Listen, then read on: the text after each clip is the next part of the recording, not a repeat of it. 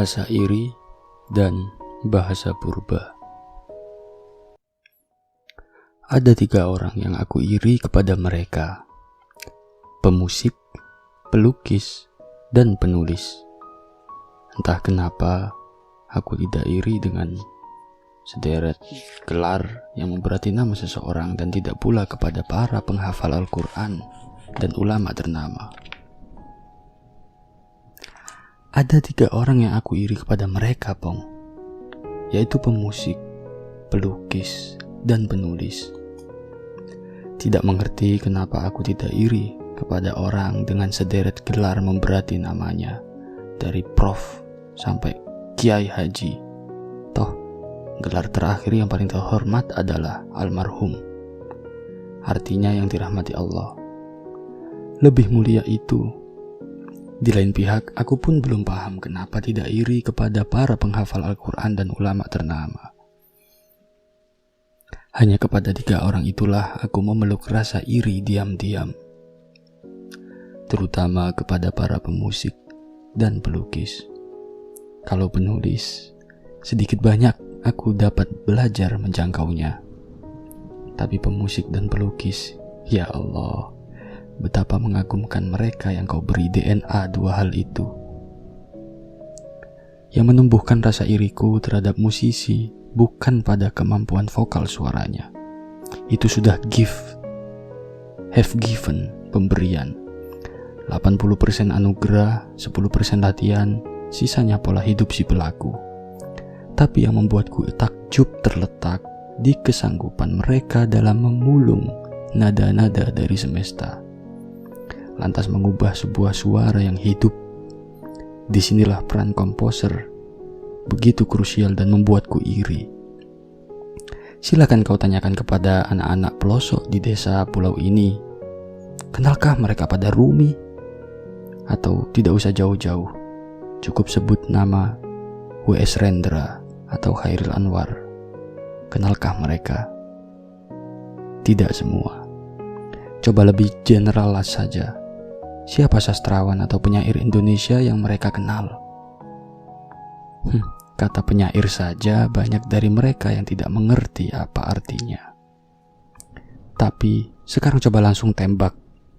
Dek, kenal Iwan Fals enggak? Sontak mereka manggut-manggut. Lirik lagu Iwan Fals tentu banyak puitisnya, mengandung unsur sastrawi yang khas. Begitupun dengan musisi lainnya, semisal Ebit GAD, Rhoma Irama, sampai generasi Kiwari seperti Payung Teduh, Ihsan Skuter, hingga Firsa Besari. Hal yang istimewa dari mereka, di samping lirik, adalah nada-nada yang telah mereka gubah. Nada temuan mereka itulah yang memberi nyawa pada lirik sehingga hidup. Musik adalah bahasa universal yang dapat diterima semua kalangan manusia tanpa pandang usia, ras, suku, agama, warna bola mata, hingga pendapat dan pendapatan. Bahkan musik dapat menembus dimensi ruang dan waktu. Jajal kau dengar lagu Inggris atau Mandarin, tanpa kau paham arti liriknya pun, nadanya akan tetap merasuk ke relung jiwamu, dan kau seketika tahu mana irama sedih, ceria, mana yang horor, dan mana yang jingkrak-jingkrak.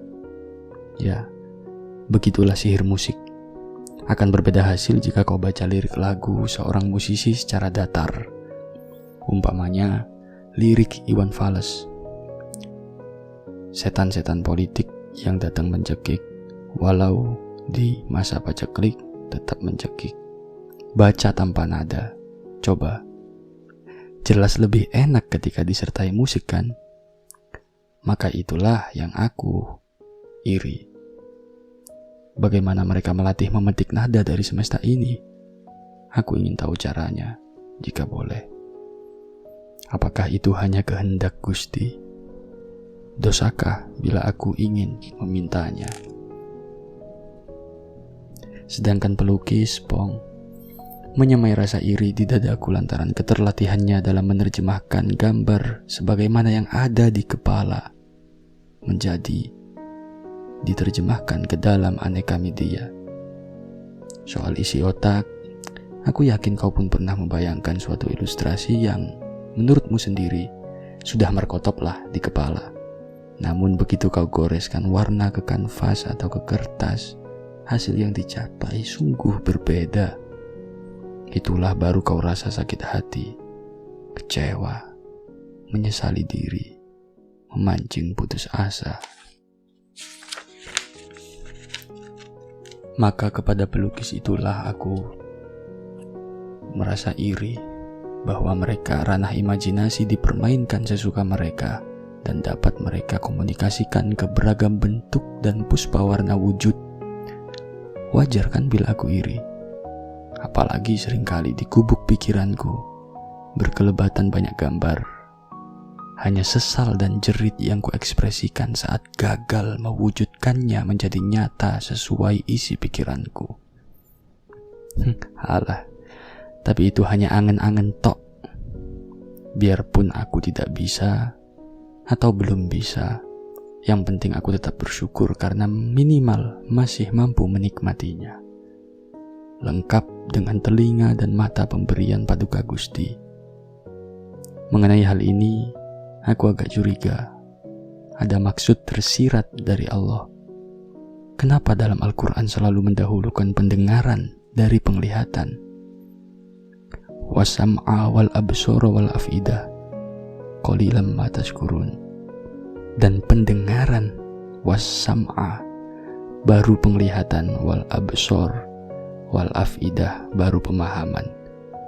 Baru hanya sedikit yang bersyukur. Barangkali itu isyarat tentang bahasa purba yang lebih dulu diberikan Allah adalah pendengaran, baru penglihatan, dan setelahnya terbit pemahaman. Tentu saja secara batin, tidak secara fisik saja. Allah kan nanti bisa dinilai tidak adil pada mereka yang tuli dan buta. Wong selama ini Allah begitu baiknya ke kita-kita ini yang pengkhianat kecil. Dari situ, aku sedikit berani mengatakan, Pong, bahwa selain musik, seni, dan cinta, bahasa purba manusia yang lain adalah kebaikan. Sebab kebaikan adalah suatu bahasa yang orang tuli dapat mendengar dan orang buta dapat melihatnya. Demikian kata Mark Twain. Kembang Sore, Mojokerto, 8 Juni 2020. Matno Wanakunjoro.